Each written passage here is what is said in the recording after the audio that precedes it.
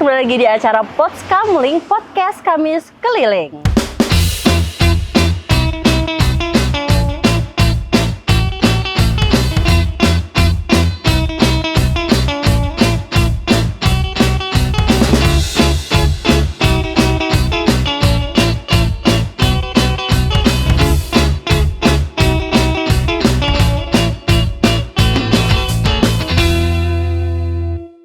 Bersama saya Nina Bekti dan di sini saya sudah bersama Mas Alfat Yanuarto. Halo, sapa dulu dong Sobat UNES. Sobat UNES semuanya, sehat-sehat ya semoga ya semuanya. Ya, kalau saya sudah mengundang Pak Alfat, otomatis kita akan menanyakan tentang seputar penerimaan mahasiswa baru pastinya. Waduh. Karena apa? Karena Mas Alfat adalah koordinator layanan terpadu dan juga beliau adalah panitia inti di kepanitiaan seleksi mandiri reguler kita dan juga di seleksi yang lainnya ya, SBMPTN dan juga SNMPTN. Dan saya mengucapkan selamat nih kepada adik-adik yang sudah diterima di jalur SNMPTN dan juga SBMPTN. Tetapi yang belum, jangan khawatir, hari ini kita akan membahas tentang seleksi mandiri reguler. Nah Mas Alfat, aku mau tanya nih, sekarang kan sudah dibuka jalur seleksi mandiri reguler. Nah betul, bedanya betul, sama SBMPTN sama SNMPTN apa dulu nih? Oke, jadi gini, di PTN atau Perguruan Tinggi Negeri itu menerima mahasiswa baru dari 3 jalur. Ada dari SNMPTN, SBMPTN, dan seleksi mandiri.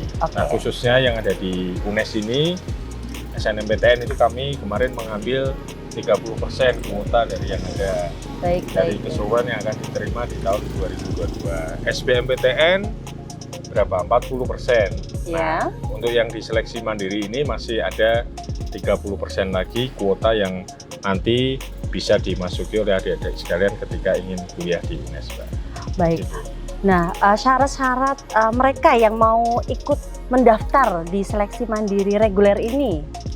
Oke, kalau persyaratan itu yang pertama ada persyaratan umum, itu adalah adik-adik lulusan SMA 3 tahun terakhir. Jadi berarti dari tahun 2022, 2021, dan 2020 itu terakhir yang bisa mendaftarkan di seleksi mandiri reguler. Persyaratan yang kedua adalah memenuhi persyaratan dari prodi yang dituju. Nah, persyaratan yang prodi yang dituju itu apa? Itu misalkan ada prodi yang nggak nerima kalau misalkan adik-adik semua ada yang buta warna dan seterusnya. Misalkan kalau mau daftar ke prodi kimia nih, tapi kok jelas adik tidak boleh misalkan ya. ada buta warna, itu nanti di laman penerimaan yang tentang SM reguler ada syarat-syarat prodi-prodi tertentu yang mana membolehkan. Ada ya di laman penerimaan. Ya, bisa dicek nanti bareng-bareng ya. Di sana. Oke. Kemudian untuk yang siswa lulusan 3 tahun terakhir ini, misal ada mahasiswa sudah kuliah di UNES nih, dia kan masih semester 2, otomatis masih masuk di 3 tahun terakhir. Boleh dong ikut mendaftar? Ya, boleh-boleh aja. Silahkan, misalkan kalau misalkan dirasa udah kuliah 2 semester ya, tapi ternyata kurang passionku kok nggak di situ ya, mau pengen nyoba prodi yang lain, silahkan. Jadi yang penting selama masih 3 tahun terakhir lulusannya, silahkan boleh mendaftar dan masih masuk kriteria di prodi-prodi tertentu ya. Betul sekali. Dan kriteria itu apa aja bisa dilihat di laman penerimaan.unes.ac.id. Oke, baik.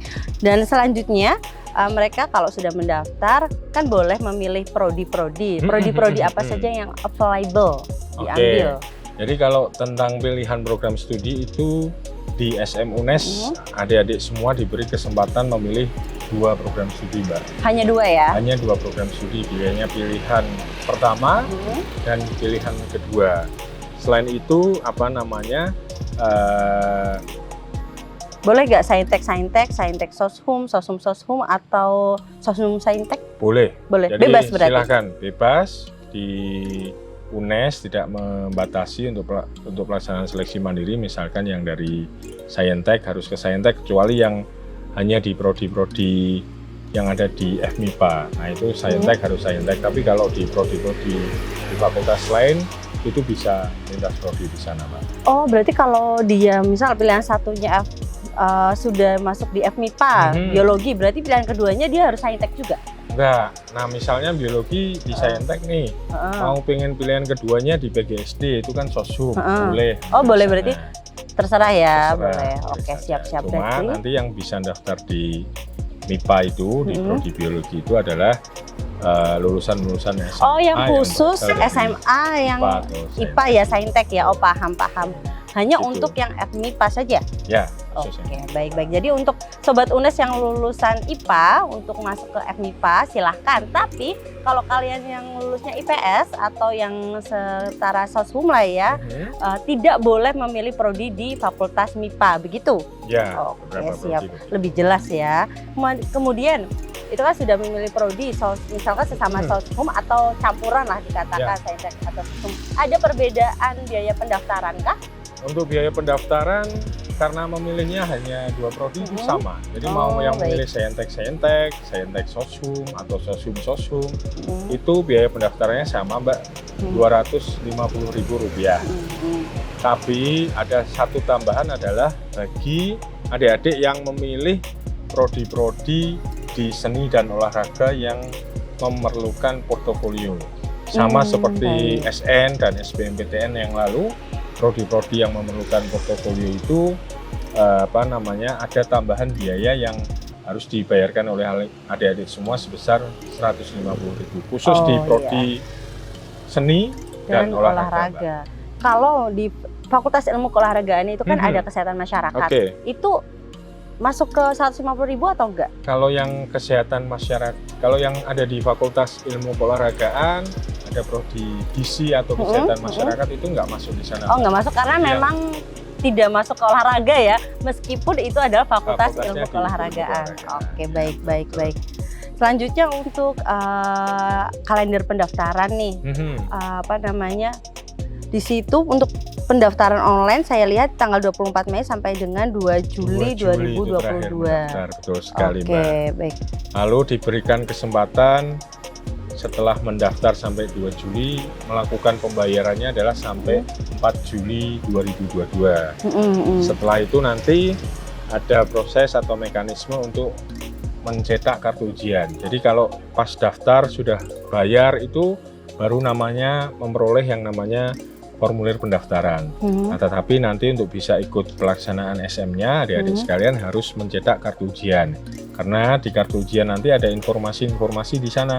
Kapan adik-adik akan tes, kapan misalkan kapan adik-adik jadwalnya harus datang ke UNES, atau adik-adik yang memilih tesnya di rumah misalkan. Nah, itu ini saya mau tanya ini yang ini. Nanti akan ada jadwalnya di sana. Nah, terkait model tes nih, saya mau tanya. Saya juga membaca di laman penerimaan bahwa konsep tesnya nanti kan ada 2, domisili dan juga di UNES. Betul sekali, Mbak. Bisa dijelaskan nggak apa bedanya? Oke, dan jadi konsekuensi apa yang kalau kita milih di salah satu? Siap. Jadi begini, kalau adik-adik semuanya pada saat melakukan pendaftaran itu nanti di laman aplikasi pendaftaran itu diberikan 2 pilihan. Pilih ya, memilih. Oh, boleh memilih. Jadi memilih.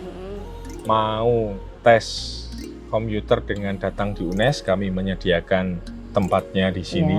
Adik-adik berarti datang nih dari rumah masing-masing ke kampus yang ada di UNES, yang ingin sekalian nengok-nengok kondisi UNES seperti apa, kampus UNES kayak gimana sih, bisa milih model itu. Tesnya nanti di gedung digital center kan? Ya, nanti akan terpusat semuanya di digital center. Kebetulan kita lagi syuting di belakang. Memilih tes lokasinya di UNES. Kalau milih lokasi tes UNES. Nah, kemudian yang kedua adalah ada tes berbasis dari domisili masing-masing.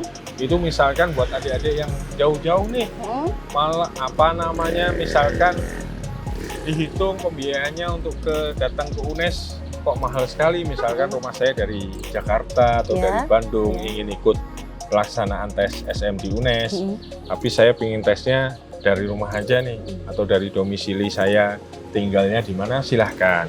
Cuman nanti memang ada konsekuensi yang harus disiapkan oleh adik-adik yang kelebihan dan kekurangannya di rumah masing-masing. Bisa disebut kelebihan dan kekurangannya mungkin yang pertama, kalau adik-adik yang tes datang ke kampus, secara kelebihan itu adalah nanti adik-adik nggak perlu tuh nyiapkan PC atau komputer sendiri, internet sendiri juga nggak perlu kan, Iya, karena betul. sudah disiapkan dari panitia di sini. Cuma kelemahannya tadi adik-adik harus datang ke sini. Dengan Nah, kalau berbagai pertimbangan dengan berbagai biaya ya. pertimbangan biaya dan waktu ya. Oke. Karena nanti adik-adik yang cukup jauh, misalkan perjalanan dari Pati ke Semarang, misalkan 3 jam di situ, padahal nanti tesnya hanya 1 jam, Mbak. Nah, kalau yang berbasis domisili atau di rumah masing-masing itu kelebihannya yang pertama itu tadi kebalikannya dengan mereka yang datang ke UNES.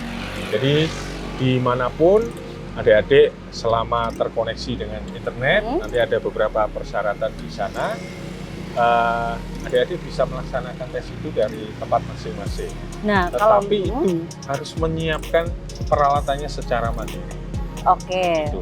Peralatannya Kalau mereka yang adik-adik mau mengikuti tes secara domisili, yang pertama adalah memastikan bahwa punya pasokan listrik dan koneksi internet nanti pada saat pelaksanaan ujian. itu yang Karena paling penting tesnya ya. berbasis komputer dengan menggunakan internet.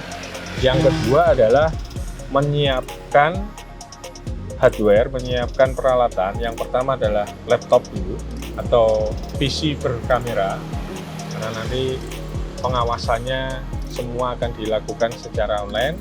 Selain PC, ada satu lagi nih Mbak yang harus disiapkan, yaitu HP berkamera. Itu yang nanti diinstal aplikasi Zoom untuk pengawasan. Jadi pengawasnya dari UNES nih, tapi adik-adik semua tes dari lokasi masing-masing. Kalau misal kita masih awam tentang Zoom, kita kesulitan tidak ada kamera berlaptop, kemudian kok kita kan juga tidak tahu di hari H internet akan bagaimana kan, itu malah lebih cenderung beresiko tinggi ya. Ya, tapi bisa disiapkan sebetulnya karena tes itu nanti 1 jam, mungkin dengan verifikasi data ke pengawas setengah jam, 1,5 jam lah waktunya. Ya carilah laptop yang misalkan baterainya ini masih bisa nih 3 jam tanpa dicas, dan seterusnya nanti koneksinya bisa pakai HP dan seterusnya, itu harus bisa disiapkan dulu. Kemudian untuk settingan untuk yang tes daring, ada panduannya nggak? Ada. Jadi di laman penerimaan yang khususnya di SM reguler itu, di bagian bawah di scroll gitu ada YouTube di sana, cara untuk men-setting ruang ujiannya di rumah masing-masing atau di manalah mau di rumah saudaranya sebetulnya juga boleh, mau nyewa di hotel juga boleh. Dan seterusnya. Tapi kalau misalkan bisa nyewa hotel ya otomatis bisa ke UNES dong ya. Oh gitu ya. Meminimalisir. Itu nanti tinggal dipilih aja enaknya seperti apa. Biasanya kadang ada yang pengen datang tapi mau diawasi kok nanti ketemu pengawas dan sebagainya. Nah, senyamannya mereka. Senyamannya saja. Kita menyediakan 2 model itu. Dan waktunya nanti akan dibedakan. Yang tes datang ke kampus dengan mereka yang tes di beda ya jadwalnya. Jadwalnya akan berbeda. Sudah ada di laman penerimaan Sudah ada di laman untuk penerimaan jadwal-jadwalnya. Jadi jangan sampai salah jadwal nih. Gitu kan ya Pak ya. Yang penting nanti itu jangan sampai lupa cetak kartu pada saat masa cetak kartu. Karena seluruh informasi mengenai aplikasi ujian dan waktu-waktu pelaksanaan ujian akan diinfokan di kartu ujian tersebut. Baik, itu yang domisili. Selanjutnya kalau mereka yang datang ke UNES nih, bisa dipastikan nggak akan meminimalisir seluruh kendala yang terjadi di rumah. Misal internet di sini pasti stabil. Kalau ada kesalahan panitia akan bertanggung jawab nih. Betul. Apakah seperti itu? Iya. Jadi kalau yang ada di kampus ya datang aja seperti mungkin yang pengalaman kemarin ikut UTBK ya. Adik-adik kan mungkin sudah mencoba nih pas UTBK kemarin juga datang ke PTN yang ditunjuk sebagai pusat UTBK. Jadi adik-adik tinggal datang aja nanti bawa berkas yang harus disiapkan seperti di UTBK, meliputi yang pertama surat keterangan lulus atau ijazah nih bagi adik-adik yang tahun 2020, 2021 sudah lulus atau bahkan yang 2022 juga sudah keluar nih ijazahnya. Nah, tapi kalau yang belum nanti bolehlah bawa SKL dulu. Kemudian yang kedua, kartu identitas sama alat tulisannya udah bawa. Aman ya Pak, Aman. tinggal bawa diri aja, Tinggal bawa diri, tinggal kesini, internet sudah bagus, PC sudah oke, PC sudah disiapkan dari sini. lebih aman sebetulnya. Tapi kita memberikan pilihan itu ya, betul. karena masa pandemi juga Ya. kan, kita tidak bisa memaksa mereka untuk Nggak datang ke bisa, sini. betul sekali. Silakan. Oke. Jadi kami memberikan dua pilihan itu. Yang mau datang monggo, yang mau tes di rumah masing-masing juga monggo. Terus pokoknya senyamannya adik-adik semua aja. Nah selanjutnya nih, berkas apa saja yang perlu kita siapkan sebelum kita melakukan pendaftaran nih? Kita kan sudah mendaftar, otomatis akan banyak isian data kan. Nah kita perlu mempersiapkan apa aja? Oke, kalau di pendaftaran, berkas yang disiapkan pendaftaran yang pertama adalah siapkan pas foto adik-adik semuanya di sana. Kemudian yang kedua kartu identitas. Yang ketiga adalah raport, Mbak. Raport itu kami juga pada saat aplikasi pendaftaran itu juga memasukkan nilai raport semester dari 1 semester sampai 1 semester 5 baik. untuk nilai pengetahuannya. Hanya pengetahuan saja ya. Baik. Setelah itu kalau berkas yang disiapkan pada saat harus datang atau saat mau tes di rumah, itu yang pertama adik-adik siapkan kartu ujiannya. Yang kedua adalah tadi SKL atau ijazahnya disiapkan, identitas dirinya. Yang ketiga kartu identitas, boleh KTP, SIM atau kartu pelajar dan seterusnya. Lalu kalau yang datang ke UNES ya pakainya yang rapi ya. Oh baik, nggak boleh pakai kaos ya. Pakai kaos, sandal pakai gitu nggak boleh ya. Gitu ya. Kemarin karena pengalaman di UTBK itu ada nih yang datang-datang perlu pakai swab kayak itu tuh, jadi keinget kan? Perlu swab PCR atau apa gitu? Kalau untuk swab PCR dan atau antigen, karena di Kota Semarang ini alhamdulillah relatif sudah turun dan kita sudah masuk di zona boleh mengadakan beberapa kegiatan. Yang penting adik-adik dalam kondisi yang sehat saja. Tetap pakai masker protokol ya. Kesehatan harus, masker juga harus wajib dipakai. Nanti pada saat yang datang ke kampus nih khususnya yang tes di sini nanti juga akan ada pemeriksaan suhu balik. Adik-adik yang memenuhi persyaratan silahkan bisa masuk ke ruangan. Oke, saya juga dapat info bahwa di pendaftaran itu peserta juga diharuskan memilih SPI dan UKT.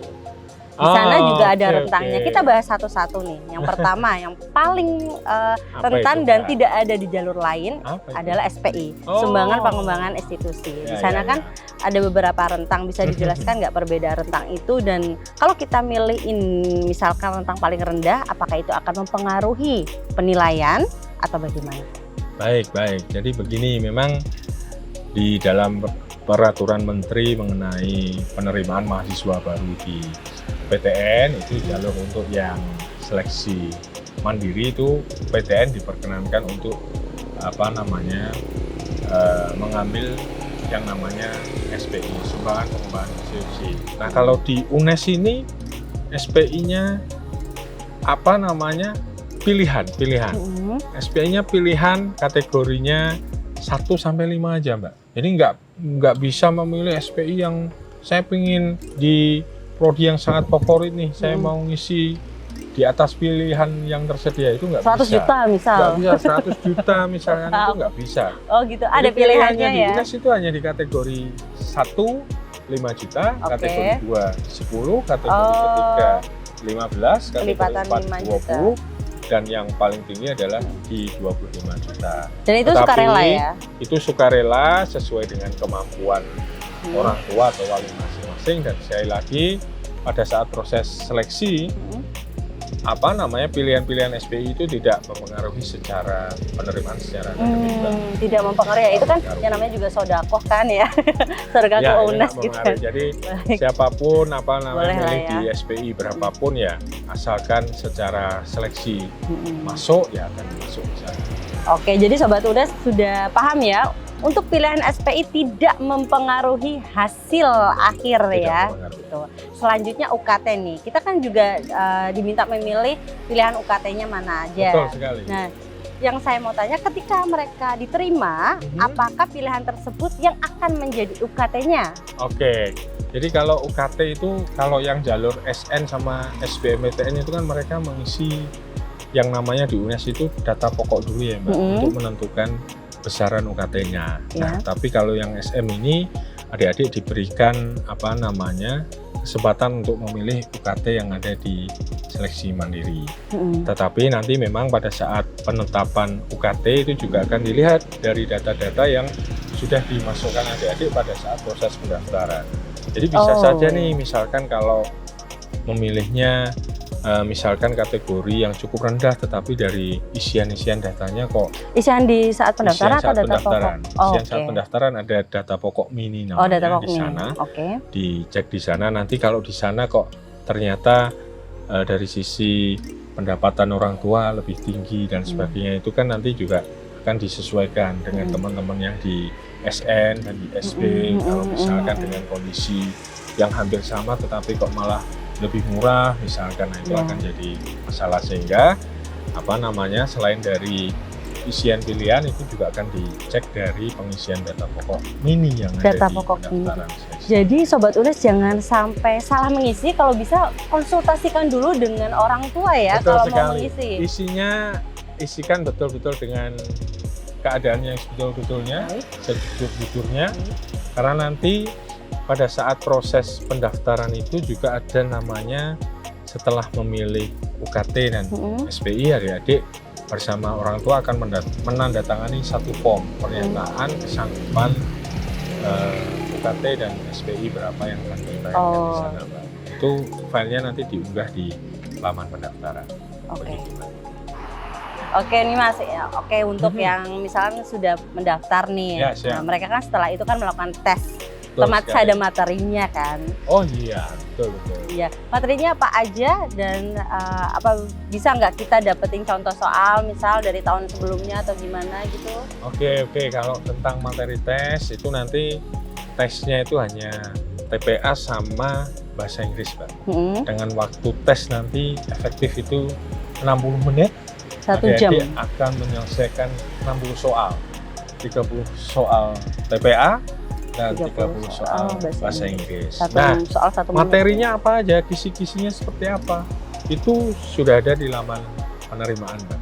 Jadi silahkan dicek di laman penerimaan, dibuka di sana. Kisi-kisi tesnya ada, mulai yang bahasa Inggris dan TPA itu seperti apa. Misalkan tuh yang bahasa Inggris isinya apa ya, misalkan nih kita buka nih, misalkan tentang subtes verbal, subtes logika. Maaf, itu yang untuk TPA ya. Yang TPA misalkan untuk verbal, untuk logika, untuk numerik itu ada di sana. Berapa soalnya, yang tentang persamaan 5 soal, sebab akibat 5 soal dan seterusnya. Terus yang bahasa Inggris apa? Tentang grammar and writing misalnya. Di sana juga ada, sudah. Subkompetensi ujinya apa, indikator esensialnya apa. Nah, adik-adik silahkan dipelajari dari. Ini sama seperti tes CPNS nggak sih? Hampir sama ya? Hampir sama. Jadi bisa belajar dari buku bisa tes belajar CPNS dari ya? buku-buku TPA sama bahasa Inggris. Oke. Kalau Sobat UNES belum nemu ya, ada di bagian pelaksanaan tes berbasis komputer, di bawahnya itu ada materi tes, dan di bawahnya lagi ada kisi-kisi materi tes dapat diunduh di sini. Nah, silahkan bisa klik di sini. Soalnya ini kecil, jadi kalau kita kurang jeli, mungkin tidak akan terlihat. Ini kisi-kisi ada di sini. Oke, sudah jelas. Oke, untuk hasil seleksi akan diumumkan tanggal? Nanti setelah proses seleksi, adik-adik mengikuti pelaksanaan ujian secara online dengan datang ke UNES atau domisili, hasil untuk seleksi itu akan diumumkan nanti tanggal 26 Juli, Mbak, di laman penerimaan dan akhir Juli. Di laman penerimaan. Sampai 26 Juli.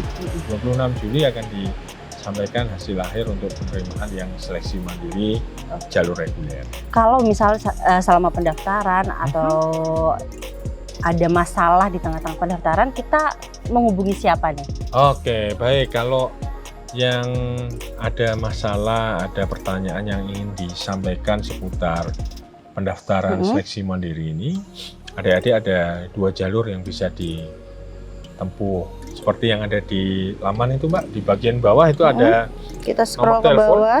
Yang pertama bisa kontak ke kami di unit layanan terpadu Universitas Negeri Semarang, nomor teleponnya 024 8600 8700. Yang kedua itu nanti bisa Email, juga ya? melalui email di admisi@mail.unes.ac.id. Baik. Jadi untuk Jadi adik-adik misalkan, ya, sobat-sobat contohnya apa nih, UNES. misalkan mau bayar kok belum bisa kode bayarnya. Gimana cara silahkan bayarnya disampaikan gitu di ya. sana. Kalau Baik. cara bayar dan seterusnya sebetulnya di panduan itu Sudah ada ya, Cuma sudah bisa memang mungkin diunduh. kalau ada yang mengalami Kendala kendala, lain. silahkan bisa disampaikan di panduan sana. Hanya 2 channel itu ya, jadi jangan sampai salah nih mau bayar itu tapi malah nyasar ke data pokok. Betul. Salah ya, gitu. Jadi harus ke admisi@mail ya, sesuai dengan apa sih klasifikasinya ya, Ya, untuk penerima khusus mahasiswa untuk baru penerima ini. mahasiswa baru ke laman admisi. Nanti yang Admisi data pokok @mail, itu kita nanti. pakai setelah diterima. Soalnya saat ini juga sedang bebarengan dengan pengisian data pokok jalur SBMPTN. Jadi mungkin kalau ada sobat UNES nih dapat info, email saja ke data pokok itu salah besar. Langsung saja email ke admisi@mail.unes.ac.id. Ya, betul sekali. Gitu ya, siap. Oke. Nah, selanjutnya yang terakhir. Ya. Kiat sukses diterima di UNES. Apakah itu dari program studi yang kita pilih atau ada bocoran sesuatu, somtingan gitu? Oke. gitu? Jadi begini, kalau diterima di seleksi mandiri ya ini khususnya, Iya, ini kan jalur Adik-adik terakhir. itu bisa pantau deh.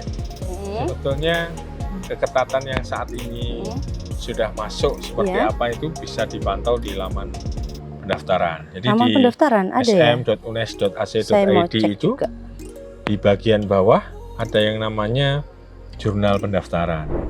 Nah, di Bagian, oh iya, lihat jurnal itu, pendaftaran. Lihat jurnal pendaftaran, pilih yang jalurnya SM reguler. Oke, jadi Nah, di laman sm.unes.id cari sebelum login ya? ini yang belum daftar ya ini ya khususnya. Pengen Khususnya daftar di mana nih? Saya pengen dengan peminatnya yang keketatannya masih sedikit sehingga Iya. peluangnya semakin besar nih Mbak. Betul. Ya dipantau aja. Di sana sudah semua prodi dipantau, Iya, kita buka di sana. Terlihat di sini. Berapa yang sudah daftar, berapa yang sudah melakukan pembayaran, berapa yang sudah melakukan finalisasi, itu semua ada di Sudah ada. laman jurnal pendaftaran. Sobat UNES, kalian kalau mau lihat jurnal pendaftarannya bisa langsung ketik sm.unes.ac.id. Di sana sebelum login ada di bagian bawah login itu lihat jurnal pendaftaran. Di sana silakan bisa diklik dan pilih seleksi mandiri reguler. Di situ sudah lengkap pilihan 1 siapa, pilihan 2, Betul lunas, final, daftar, total pendaftar. Jadi kalau kayak gini mendingan daftar terakhir nggak sih biar bisa lihat? Iya. Iya kan?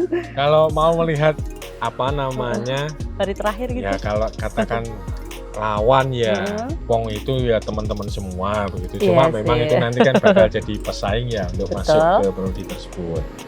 Silahkan dipantau tapi jangan mepet-mepet Mbak. Kenapa? Takutnya nanti kalau peak di crowded di itu akhir loh, ya. kalau- Nanti malah gagal kalau daftar. crowded sampai nggak jadi mendaftar kan yang repot adik-adik sendiri. Oke. Jadi kalau memang sudah mantep, saya ingin di prodi ini dengan kemarin mungkin pengalaman di SN atau SB kemarin kan juga sudah memperoleh yang namanya sertifikat nilai UTBK itu.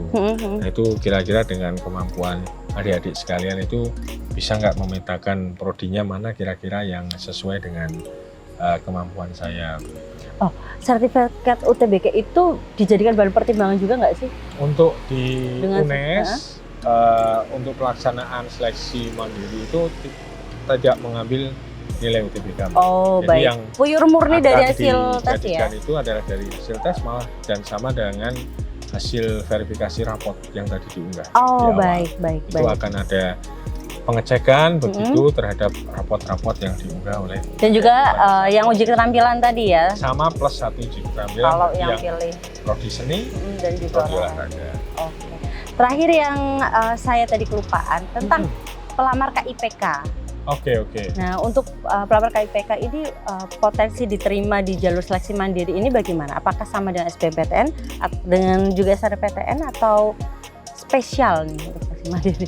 Ya, untuk seleksi mandiri kami juga masih menyiapkan kuota untuk teman-teman yang mendaftar melalui KIP kuliah. Jadi UNES tahun 2022 ini memperoleh kuota KIP kuliah dari kementerian sejumlah 1.453 atau berapa sekian lah, 1.450-an, di mana memang angka itu sebagian besar nanti sudah terisi dari teman-teman kemarin yang sudah diterima di jalur SNMPTN maupun SBMPTN. Tapi kami juga sudah menyiapkan space beberapa untuk adik-adik yang mendaftar di seleksi mandiri untuk KIP kuliah juga ada. Masih ada kuotanya. Masih ada kuotanya ya, baik. Meskipun ya sudah dipangkas SBMPTN dan juga SNMPTN ya. Meskipun mungkin tinggal sangat sedikit nih karena sedikit. Karena bilang sudah sangat terpakai di SN dan SB. Mungkin ya nggak begitu banyak memang jalur yang di SM karena itu tadi yang diterima SBMPTN kemarin lewat KIP kuliah itu pun melebihi kuota yang ada di UNES.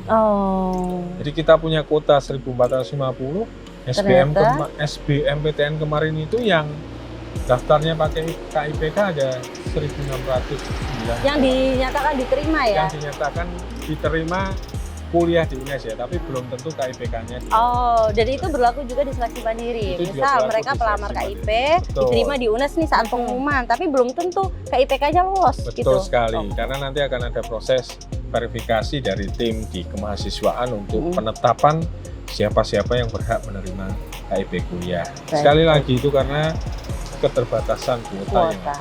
Baik. Sepertinya sudah cukup jelas ya. Jadi kalau ada apa-apa Sobat UNES bisa langsung mengirim aduan ke email di admisi@mel.unes.ac.id dan juga lewat telepon di 024 800 8700 ya. 8.600 8.700 jangan lupa itu. Sepertinya sudah cukup jelas. Kalau ada apa-apa selalu pantau di laman penerimaan.unes.ac.id. Dan kami juga selalu ingatkan kalian untuk selalu pantau kami di channel YouTube UNES TV. Jangan lupa di subscribe, like, dan juga komen. Kita juga hadir di UNES TV, di Instagramnya. Jangan lupa untuk di follow. Sampai jumpa kembali. Bye, sukses untuk semuanya.